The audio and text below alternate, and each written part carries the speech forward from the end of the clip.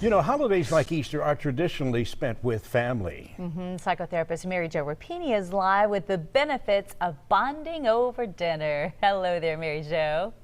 Hi. I tell you what, with busy schedules, it can be really hard to get the family to sit down and cherish a meal together. But how important is that to keep us all connected? It's so important, Melissa. One of the leading causes of heart disease and depression, really big problems in mental health, is the lack of connection. And family dinner, don't have to do it every night, but even one night a week makes a significant difference. You know, we all have stories to tell. Is getting around the table and having dinner together a good place for you to share those stories? Absolutely, Jose. That's where it should happen. When families get together and there's no phones, no electronics at the table, they can share their stories. Kids learn the tradition of the family. And not only that, but kids learn that their parents weren't always perfect either. I love that. And I tell you what, keeping the electronics away is half the battle. How do we keep each other accountable at that meal?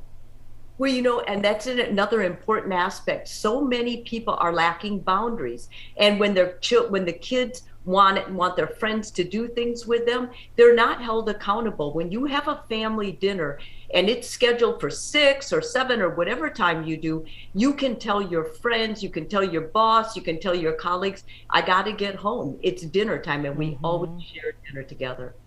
You know, when you do have the family around the table and everyone's talking to one another, how do you, it's difficult for me to phrase this, but how do you have the older ones mentor the younger ones into healthy relationships? Well, and that's a really good point. When you're together, what ends up happening is the child learns what a healthy family looks like.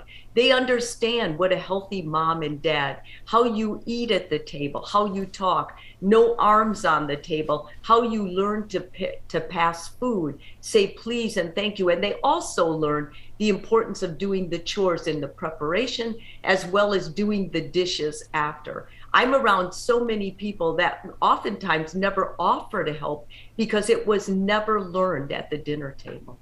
Oh, I remind my kids every day after dinner, and I've been doing it their whole lives, and I still have to ask every time, Mary Jo, I need some lessons on that.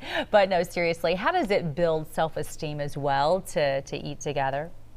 It builds self-esteem because when you talk with your family, you're accepted for who you are. One of the clear definitions of a healthy family is that they love you no matter your faults. And when you're at the dinner table and you're connected with others and you're validated for what you say, what you feel, you start feeling more confident that this is who I am.